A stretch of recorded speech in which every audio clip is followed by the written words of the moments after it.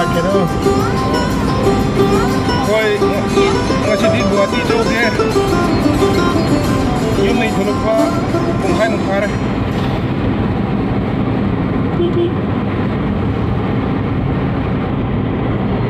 Ay, suy ao đi.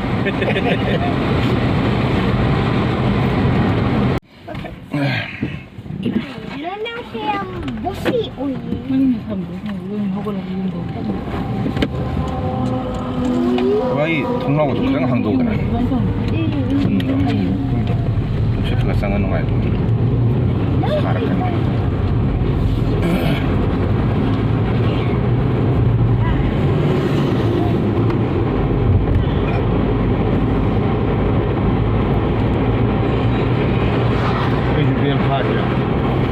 Ada sih kan?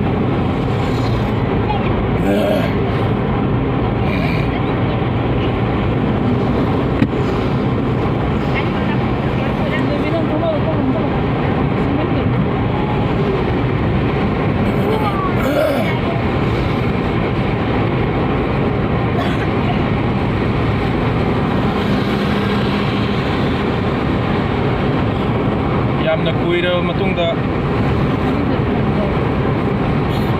Guwahati by road chapani.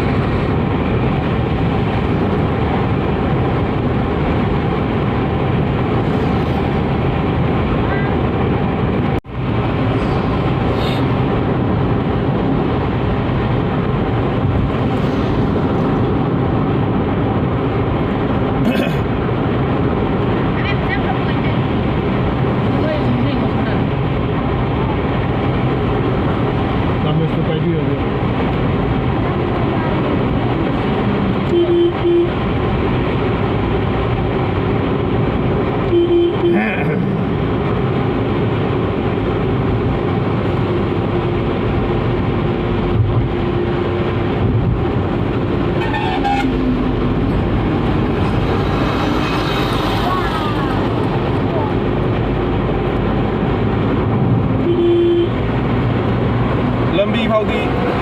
Maire Amson Semame State Highway di Yamong Tamnate Dursu National Highway di Nitin Gadkari Sina Yam Thoyang Robsan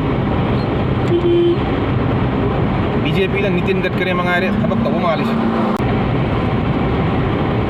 Cement factory le hone ko. Le hone na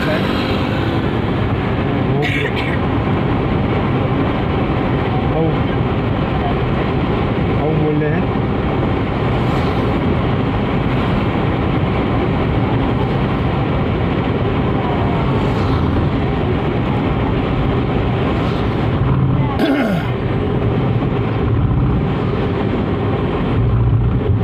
si gada chung hal je si highway thawr pa kan ko chum thakni min ni tumning tun mi yaw re ana gada chung ba dei nakan thawr kan gada nik ba e tum ba hok pi time so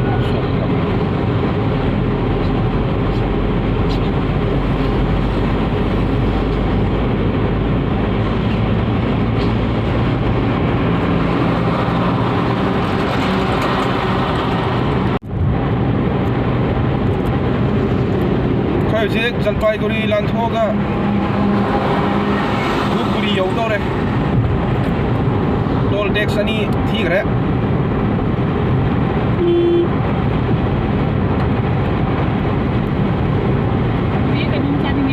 oh lambi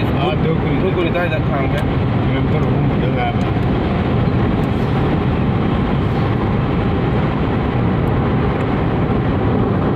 toll tax di piram me bu makwa amadi yam no thawai no item le hori gari macha thau ya daba adu makha thung lotion piradi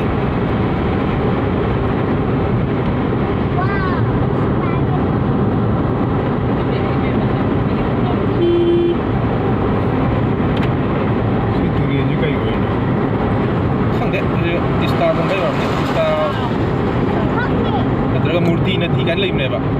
ato moi sing de loin ti start join to ne oh ꯁꯤꯅꯅꯦ ꯑꯩꯈꯣꯏꯅ ꯆꯧꯕ ꯖꯂ ꯊꯥꯀꯥꯏꯗꯣ ꯖꯂ ꯊꯥꯀꯥꯏꯅ ꯑꯗꯨꯒꯤ ꯑꯗꯨꯗꯩ ꯆꯠꯂꯛꯄ ꯇꯨꯔꯦꯟꯅꯤ ꯑꯗꯨꯗꯤ ꯇꯤꯁꯇꯥꯅꯤ ꯑꯗꯨꯗꯤ ꯇꯤꯁꯇꯥꯗ ꯂꯣꯏ join ꯇꯧꯔꯗꯣꯏꯅꯦꯕ ꯇꯤꯁꯇꯥ ꯑꯃꯅ ꯑꯥꯗꯒꯤ ꯁꯦꯕꯛꯇꯤ ꯂꯥꯛꯏꯗꯅ ꯃꯔꯛꯇ ꯖꯂ ꯊꯥꯀꯥꯏꯅ ꯑꯩꯈꯣꯏꯅ ꯀꯣꯏ ꯆꯧꯕꯗꯣ ꯇꯨꯔꯦꯟ ꯀꯥꯂꯤꯝꯄꯣꯡꯗꯩ ꯂꯥꯛꯄ ꯇꯨꯔꯦꯟ ꯃꯌꯥꯝ ꯂꯩꯔꯤꯑꯕ ꯖꯪꯒꯜ ꯐꯥꯎꯔꯒ ꯇꯨꯔꯦꯟ ꯖꯜ ꯊꯥꯀꯥ ꯏꯕꯨ 이름ꯅꯦ ꯄꯥꯏꯗ ꯂꯩꯔꯝꯕ 이다 말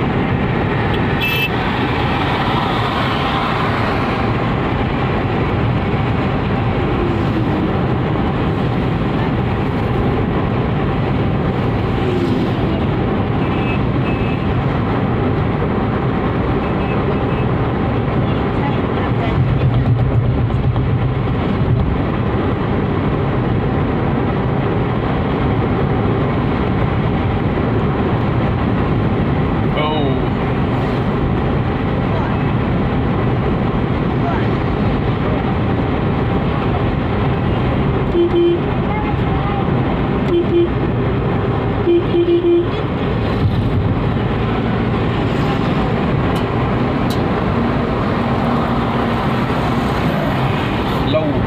phải muôn lệ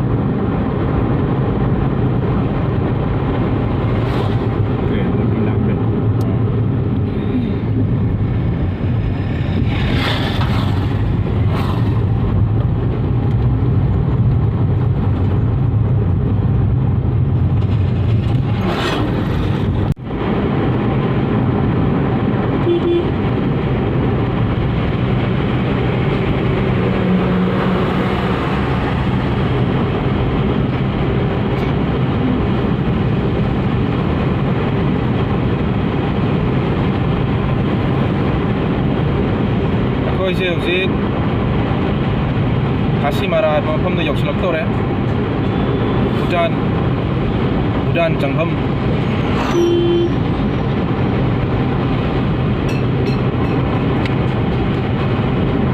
이제 खरा चलगा मसाम बॉर्डर यौरानी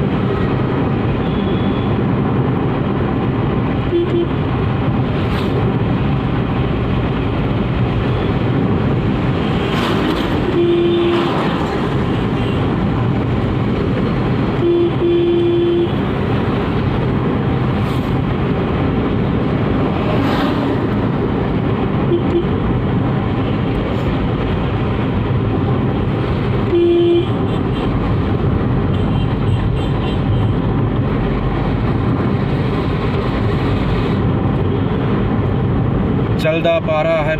नेशनल पार्क ने अखोना फाउरिबसे हौजिक जलदापारा समूगंदा हंदा ककाई बुया मोय जोने चौदो सी जंगल से समूगंदा करी कयाम लेबा सन चौक चौक लेबा lâu một tuần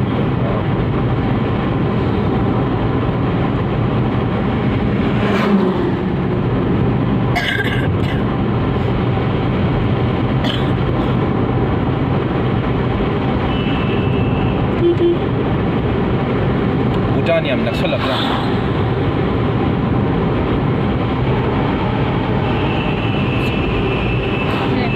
nakkan je train je saliman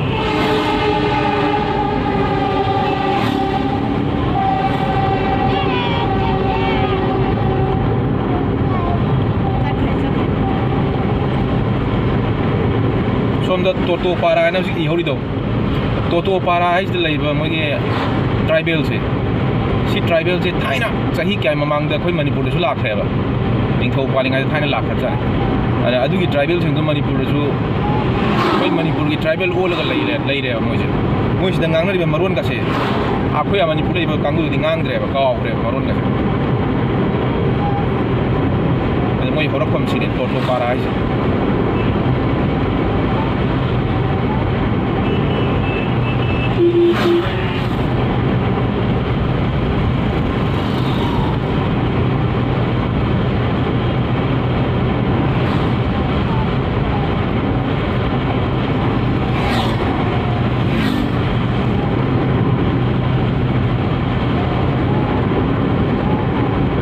mamang le uri ching je Bhutan no rom tong ma le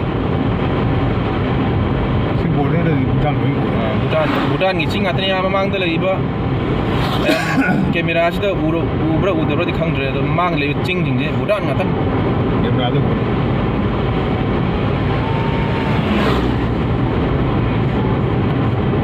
akan na train lambi mi sala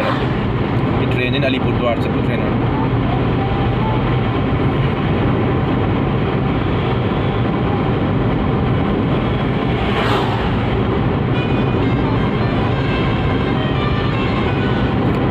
kilometre निपान वाले सागी जिंगसांग से ने को फंगी सीमेंट चाबदा चंबा लाइमस्टोन कंकर कंफर इधर कंकर ने नुंग को मकल मखलम अदु थुगारगा दु पावर देदा सीमेंट शेप लाइमस्टोन ने तब कोई आसोना लाइमस्टोन है ना सोना कंकर है ना तो लाइमस्टोन मुंदा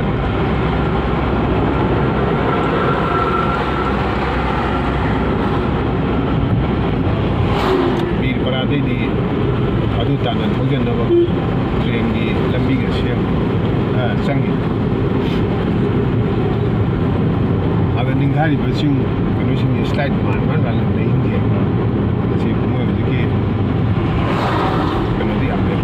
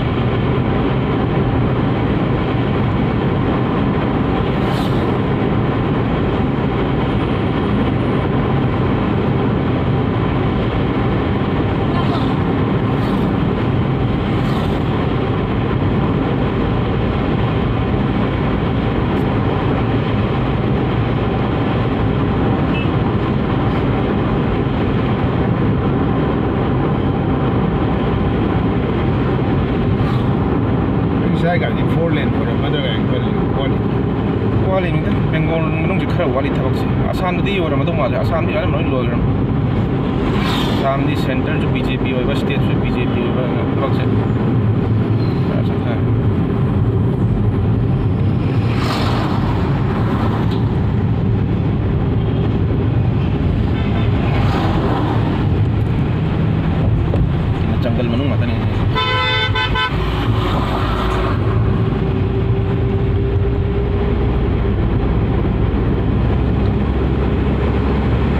गाड़ी में से mana mesti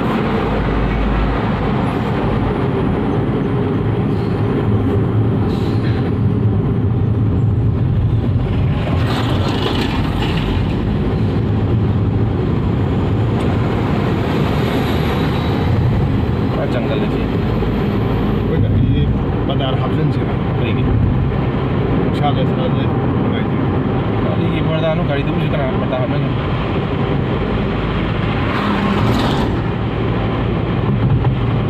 हाँ ये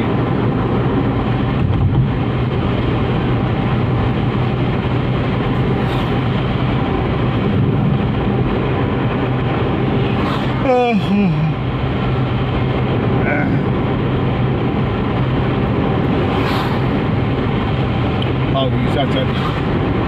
เข้าหรอใช่ดิปลาชิงนกพิเทา 啥看？那那个，MT 泰国啊，可以，没事儿。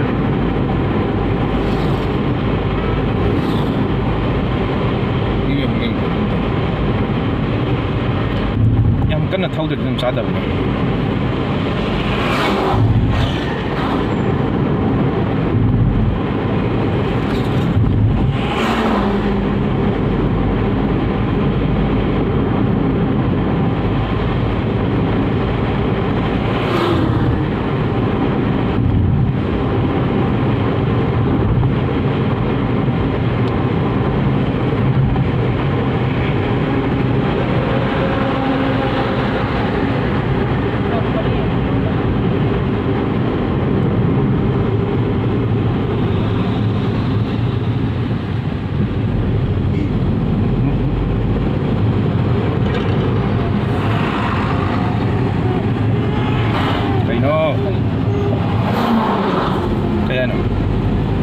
Pero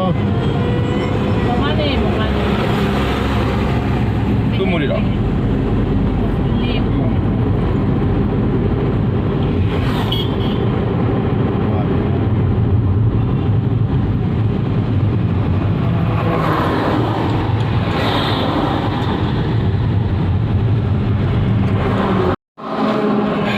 Slight left onto National Highway 27. National Highway 27 चली आई। कौन सा लगाना?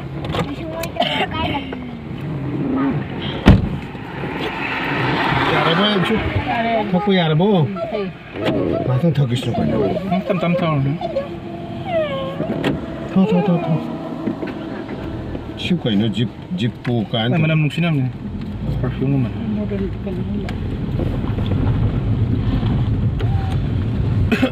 박스 कहिनो वही सारी वो đây जो खाली नहीं कहीं से पावर था कहीं नहीं Continue for 93 kilometers.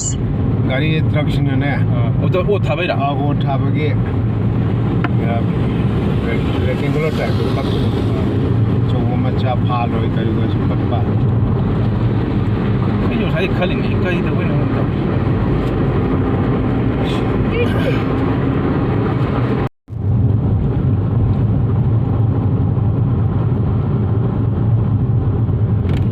lagi ba asam sang male to ko sam border te sang male ba border hai airtel kino hari si bo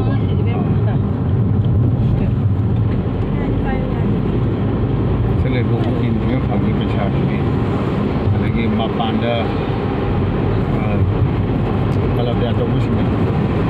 sak sa pham ying sini ko se saro si kai to no lan thu yang tanah lagi đây bro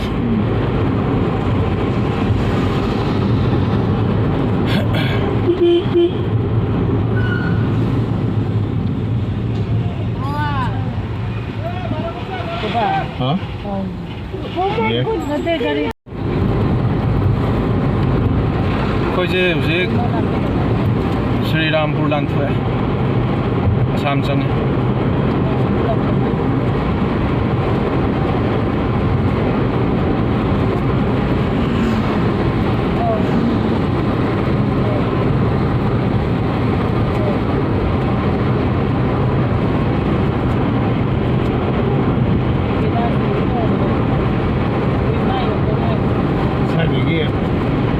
ꯂꯥꯛꯀꯥꯟꯁꯤ ꯂꯩꯅꯔꯛꯏ ꯅꯍꯥꯟꯋꯥꯏ ꯑꯩꯈꯣꯏ picnic ꯍꯥꯏ ꯁ꯭ꯀꯨꯜꯗ